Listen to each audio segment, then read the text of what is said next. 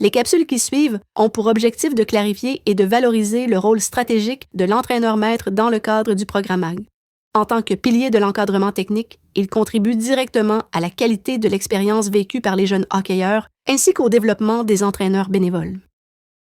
Voici les principaux éléments qui seront abordés: les objectifs de l'initiation et les responsabilités de l'entraîneur-maître, son encadrement, le processus de sélection, ainsi que les modalités de fonctionnement et de rémunération encadrées par la politique MAG.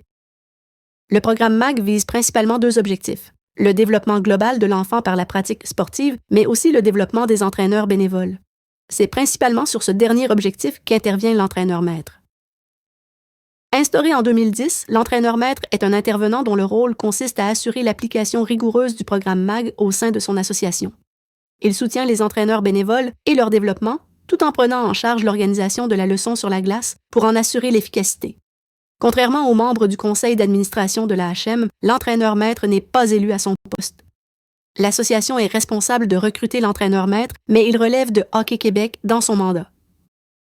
Pour bien comprendre et résumer très simplement le rôle de l'entraîneur-maître, il faut voir celui-ci comme le coach des coachs. Il agit comme un accompagnateur-formateur directement sur la glace. Pour ce faire, il travaille avec les adultes qui encadrent les enfants sans animer lui-même les exercices. Pendant la leçon, l'entraîneur-maître doit être en mesure de garder une vue d'ensemble de la patinoire et soutenir les entraîneurs à tout moment.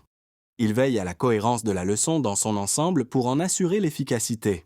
Pour remplir ce rôle efficacement et réunir toutes les conditions gagnantes, un soutien actif de la HM est indispensable. Pour que l'entraîneur-maître puisse pleinement jouer son rôle de soutien technique sur la glace, il est essentiel que la HM mette en place des conditions favorables alignées avec les valeurs fondamentales du programme MAG, soit le plaisir et l'apprentissage. L'AHM a d'abord la responsabilité de créer un environnement positif, où la priorité est mise sur le développement des jeunes et non sur la performance ou la compétition. Cela signifie concrètement d'assurer une ambiance bienveillante, sécuritaire et inclusive à chaque séance. Ensuite, l'association doit soutenir activement l'entraîneur-maître dans ses fonctions.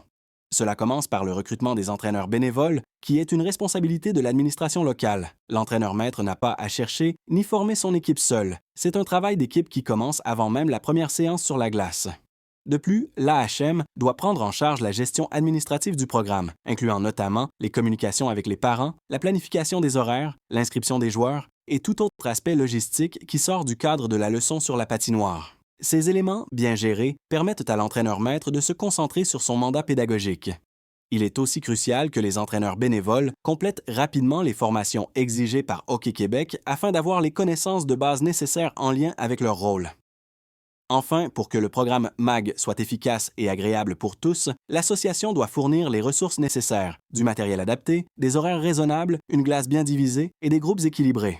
En résumé, c'est en respectant l'esprit du MAG et en appuyant concrètement l'entraîneur-maître que l'AHM contribue à la réussite du programme.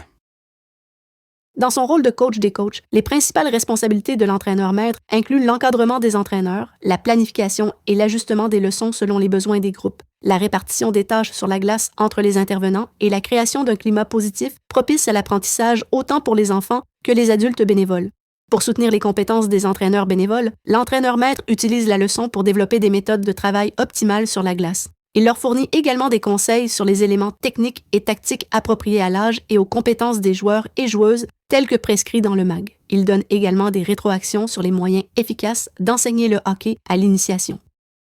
En dehors de la patinoire, l'entraîneur-maître joue un rôle de liaison entre Hockey Québec et l'administration locale en ce qui a trait au programme MAG. Il est la référence en matière d'initiation dans son association. Il est essentiel que son expertise soit écoutée et appuyée.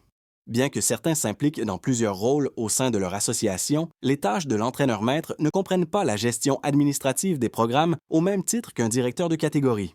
Par le fait même, l'évaluation des joueurs en vue de la formation des équipes n'est pas attendue de l'entraîneur-maître, bien qu'il soit souvent consulté pour cette étape de la saison. Parce que son rôle est celui de coach des coachs, l'entraîneur-maître doit pouvoir s'impliquer pleinement sur la glace avec les entraîneurs. Pour que l'entraîneur-maître puisse réellement remplir son rôle de soutien pédagogique sur la glace, l'association de hockey mineur doit s'assurer de mettre en place les conditions gagnantes pour le programme. Cela nécessite une collaboration constante et un engagement à respecter les valeurs fondamentales du programme MAG. Chaque décision doit viser à maximiser le plaisir des enfants tout en leur offrant un environnement d'apprentissage adapté à leur niveau et à leur rythme. Le rôle de l'entraîneur-maître ne peut être bien accompli si l'environnement ne soutient pas ces deux principes. Concrètement, le soutien à l'entraîneur-maître commence avant même le début de la saison. L'AHM doit recruter des entraîneurs bénévoles en nombre suffisant et les informer clairement de leurs responsabilités. S'assurer que ces bénévoles s'inscrivent et complètent rapidement les formations obligatoires, ce qui permet à l'entraîneur-maître de travailler avec une équipe formée et prête à intervenir. Attribuer un horaire adapté au groupe MAG permettant une régularité des séances, une disponibilité des entraîneurs et une pleine attention des enfants. En ce sens, les leçons se déroulant la semaine, y compris les vendredis, sont à éviter autant que possible. Assurer une composition des groupes basée sur le niveau de compétence des enfants. Maximiser le nombre de joueurs sur la patinoire pour maintenir une dynamique d'apprentissage et concentrer les ressources nécessaires. Par ailleurs, l'AHM doit décharger l'entraîneur-maître des tâches administratives et logistiques qui ne relèvent pas de son mandat. Cela comprend la communication avec les parents, la gestion des présences, des listes de joueurs, le règlement des questions matérielles. Finalement, offrir à l'entraîneur-maître les ressources matérielles et humaines adéquates est fondamental.